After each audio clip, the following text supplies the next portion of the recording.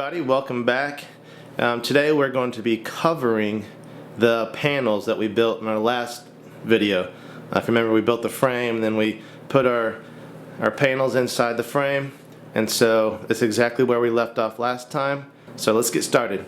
Alright, so to get started, before we cut our fabric, we want to measure our first frame at least, and then account for the long end of the frame and then the height of the frame box as well. The widths don't really matter, at least in the fabric that I got, because it's way wider than I need, so I don't really need to measure for that.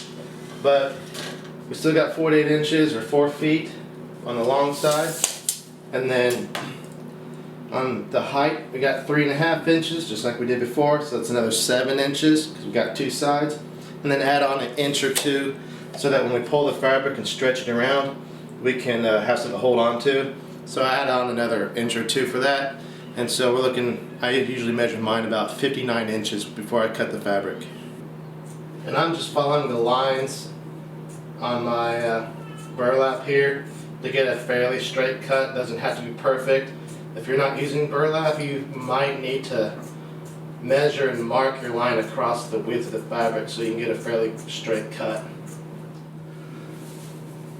So when I open this up, you can see there's several spots here where I've got creases and folds, and if you pull tight enough you might be able to get those out when we stretch it on the frame, but I'm going to go ahead and iron it out a little bit just to kind of ensure that I don't see that when it's done and finished.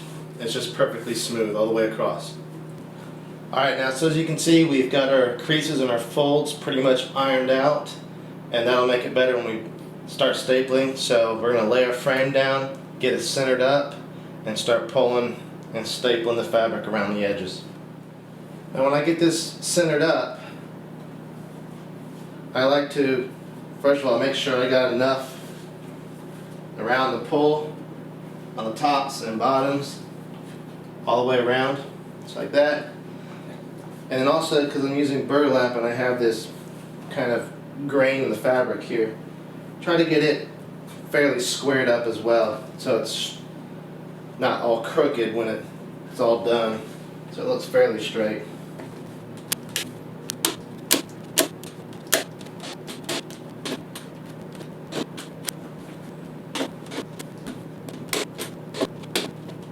I want to show you this also. Most of my staples, I do staple and about staple width, another staple, leave a gap of about a staple all the way around. My staples, some of them go in real nice and some of them don't. As you can see, this one's sticking up pretty good, and I believe I'm using the 12mm staples. It's just what I had around the house. You might want to try a 10 or maybe even an 8. I'm not a staple expert, but apparently if they're sticking up like this, shorter ones will help, which makes sense. But some of them go in fine, some of them don't. So I usually just take a little hammer and just tap them down a little bit. And then because they are so close, then it's not really a big deal. It holds just fine. As I mentioned earlier, this side is way longer. And so all I do is fold it over and guesstimate a cut here. Doesn't have to be all that accurate.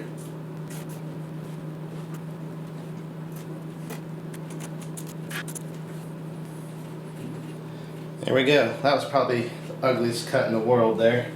But I started to drift away. One thing to keep in mind is when you get down to the corners, you don't want to have too much excess, because when you go to wrap the corners, it'll make it more difficult. So you want to have the least amount as possible, but still comfortably wrap around at the top here. And then when we did the first side, I didn't pull it tight because there's nothing to pull against. But on this side, I start in the middle, and I pull it fairly tight, and then we just start stapling, always pulling tight as we go. That way we get it as taut against the frame and the panel as possible.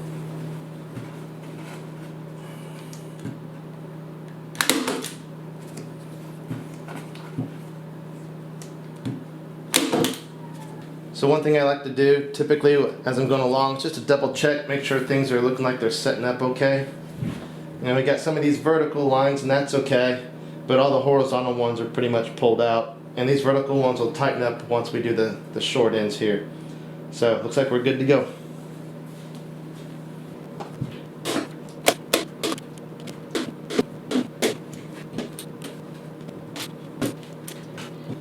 And of course, since we're doing this side here, I already did the other side, we want to pull these tight so we can get all those wrinkles out.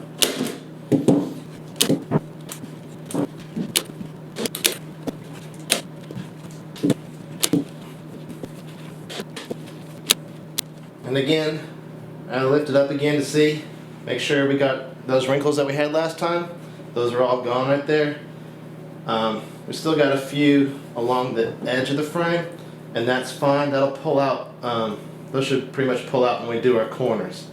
So one thing that's a design flaw or design feature, depending on how you look at it, I have these brackets here and a staple stop here, which I actually want to kind of stop before I get all the way to the corner anyways, because that'll allow me to tuck this.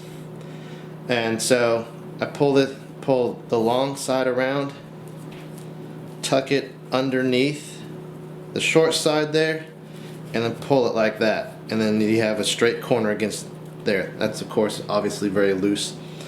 The problem is when you go to staple it, I have to staple it in the bottom, and on the inside I can't staple it here on top because I'm on metal. But because I'm using burlap, if I had these on the front side, that would show through because my burlap's pretty thin. So I just work around it. It's not a big deal. Alright, every corner I've found so far is a little different. Just depends on how much fabric you have here or whatever. This one is being a little finicky, so I'm going to cheat it a little bit. And I'm going to go ahead and put a couple staples to get this side really tight. Like that. And now, of course, tucking this under and pulling it up.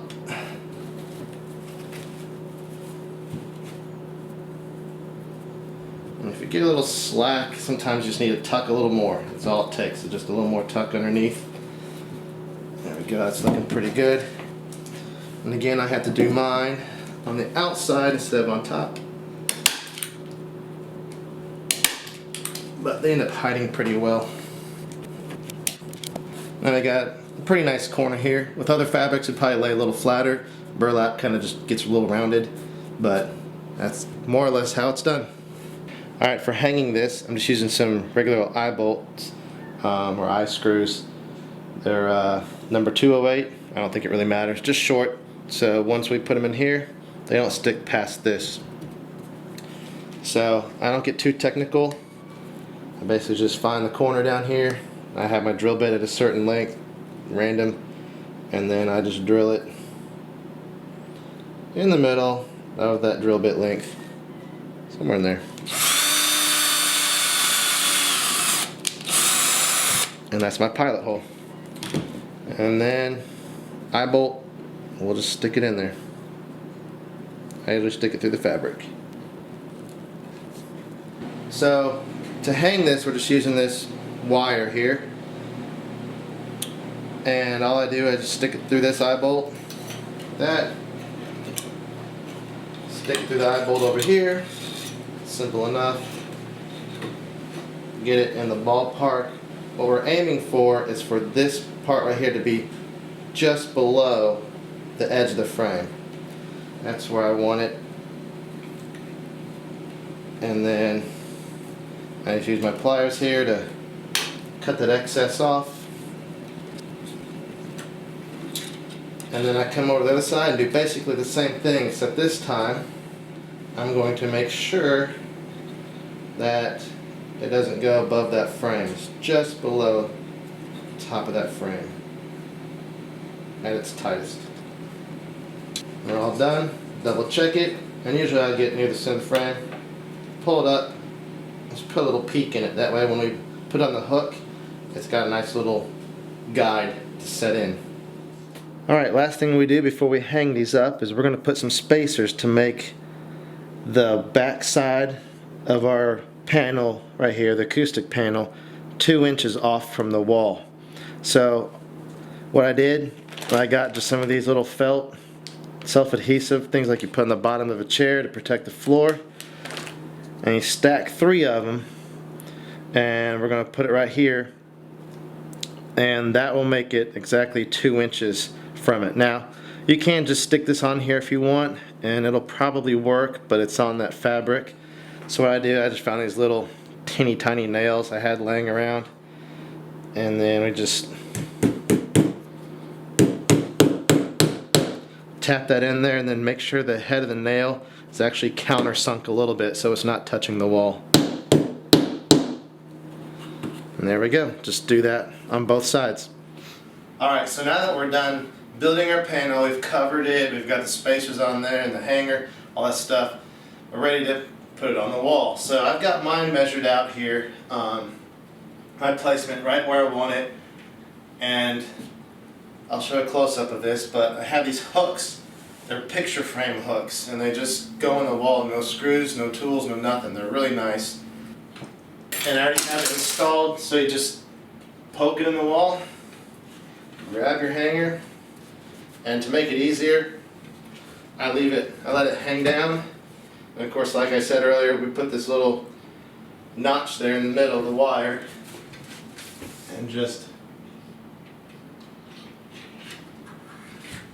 hang it up there on the wall. Alright, so a few final thoughts while I wrap this up. I hope you guys found this useful, first of all, and it helps you. Of course, you can change any of the design you want. If you want to do it differently, go for it. But hopefully you found a couple maybe useful tidbits in this. Also, you see I used the burlap fabric. It actually ended up being a little thinner than what I thought it was going to be. And so the cotton panel comes through. It's kind of a dark blue-gray. So you can kind of see that. Actually, I ended up kind of liking it. I'm going to paint this room again anyways. So I'll probably use some of that color to play off of with the other stuff. Plus I have some other ideas I'm going to do with it. Also, as far as the 2-inch gap between the back of the panel and the wall, I'm not an acoustics expert by any means, but from what I've read, that helps it absorb a little bit lower frequency, so it extends the frequency range a little bit that it absorbs. That's just what I've read on the internet. Everything's true on the internet.